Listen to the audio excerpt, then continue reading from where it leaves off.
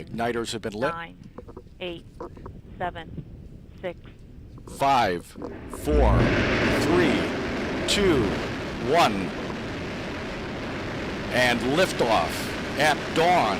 The dawn of Orion and a new era of American space exploration.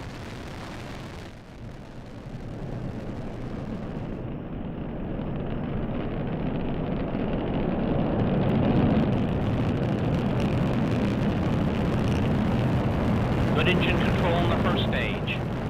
Passing 25 seconds. Velocity 1,341 feet per second. Passing 31 seconds, still looking good. Good engine control.